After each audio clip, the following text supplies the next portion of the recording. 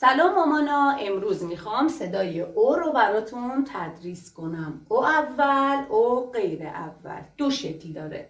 به دهن من موقع تلفظ صدای او دقت کنید. او.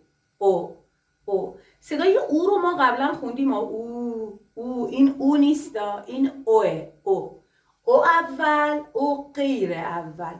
او اول همونطوری که از اسمش معلومه اول میاد، اول کلمات به این شکل. او اول مثل اردک. ما توی اردک صدای او رو میشنویم. بله، کجا؟ اول. پس کدوم او میاد؟ او اول. دقت کنید نمیگیم اردکا که او بیاد، اینجا صدامون اوه.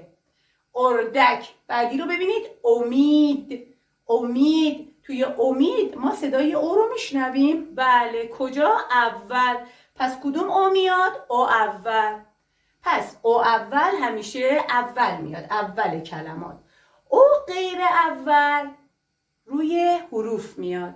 او غیر اول اسمش معلومه، اول نمیاد، غیر اول و روی حروف میاد. اینجا ببینید گل، گ با او، گل روی گ اومده. روز، ر با او، روز. اینجا شتر رو ببینید، شتر، ش با او، شو، ت با او، تو، شتر. دقت کنید اینجا هم روی حروف اومده. پس او اول میاد همیشه. او غیر اول، غیر از اول همه جا میتونه بیاد، روی حروف میاد. خب بریم با هم جدول دوستی نشانه هایی که تا الان خوندیم رو با صدای او رو هم با هم داشته باشیم.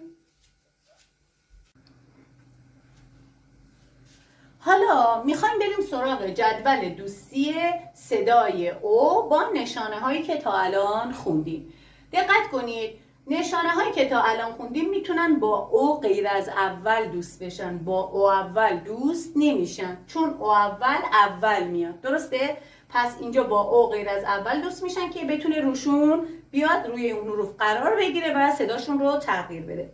خب دقت کنید اینجا میان میگن ب با او دوست میشه، بو میشه مثل بز. اینجا میگیم د با او دوست میشه، دو میشه مثل دکتر. اینجا ر با او دوست میشه، رو میشه مثل روز، مثل گل روز. اینجا ت با او دوست میشه، تو میشه مثل تند. اینجا م با او دوست میشه، مو میشه مثل مدیر.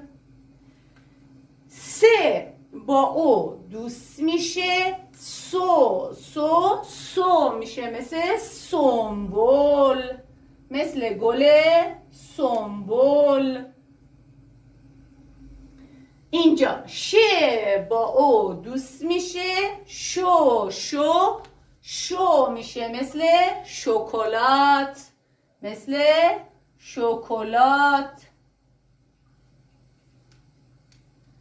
و اینجا نه با او دوست میشه، نو میشه مثل عدد 9 عدد 9. مامانای عزیز، این جدول دوستی صدای او با نشانه هایی بود که تا الان خوندیم. امیدوارم که این تدریس براتون مفید بوده باشه. قبل از اینکه خداحافظی کنم باهاتون توجه کنید، یه بار دیگه یادآوری کنم که این با صدای او فرق میکنه ها. ما او رو که قبلا خوندیم او اول، او غیر اول، ولی اینجا دقت کنید او اول، او غیر اول، یعنی صدایی که این صدا به نشانه ها میده فرق میکنه با صدایی که قبلا یاد گرفتیم. تا آموزش های بعدی، خدا نگهدار.